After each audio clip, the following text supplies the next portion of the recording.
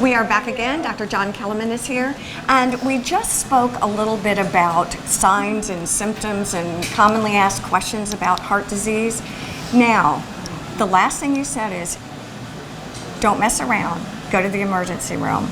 We're at the emergency room. Can you share with us the journey that we may take from walking into the emergency room, whether it's through an ambulance or my husband brings me? So the first thing EMS or the ambulance personnel or the personnel in the emergency department are going to do is try to determine, are you having a heart attack or something else? Okay. And the first step in that is an EKG. So they're going to put the electrodes on your chest and look at that. And that will give us a lot of information. Okay. So if you're having a significant coronary problem, we'll see that on the EKG, and that will activate a system that goes all the way through the cardiac cath lab. And let me ask you this, when I come in through the ER, is this something that has to be dealt with right away?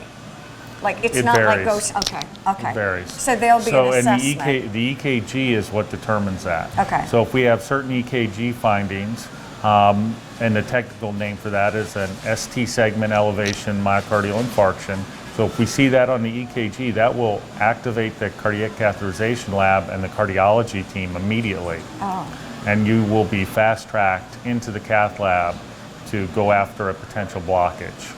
So what happens next? So let's say we've determined that, correct? Yeah, so if you're having that type of heart attack, you will very quickly move through the emergency department to the cath lab with a goal of fixing your problem in under 90 minutes. Oh. So, now why is that so important? Is that the golden hour, so to speak? Yeah, exactly. So what's happening is you're having heart muscle dying, actively dying. Okay. And so we want to reestablish blood flow to minimize that and minimize what's going on and reestablish good blood flow, get you back to normal. And so the cardiac catheterization lab, they have the tools to put in a stent to open that blocked artery. Let's talk a little bit about the team at this juncture. You shared that the team would be notified right away, and you were heading up to the cardiac cath lab or to the operating room. Yes, exactly. So the cardiologist on call would be notified, as well as the whole team associated with the cath lab and the cardiologist team. They'll be setting up the cath lab while you're coming through the emergency room, getting other things checked, getting IVs put in and so forth, and then moving directly there for your procedure. I know that we are going to do a testimonial from a gentleman that was a patient of yours too. From his experience kind of walking through his journey once he got here, how did that look? So Mr. Casper came in, he had a severe heart attack, actually cardiac arrest, doing CPR. So he came in, and when he went to the cath lab, what we saw was a very severe disease, not something that could be fixed just with a catheter. And that's often the case, not often, but 5–10% of cases perhaps we have to do surgery. And so then the next step is getting to the intensive care unit and optimizing him for surgery. Sometimes we go to surgery very quickly, but in most cases we have 24 to 48 hours to get things in order. Okay. And then what is the recovery time, prognosis? What is he doing now? How did he kind of finish that journey? So he moved through very well and got out of the hospital and has returned to normal activities. In general, most people can hope to be home in 5 to 7 days following surgery. Okay.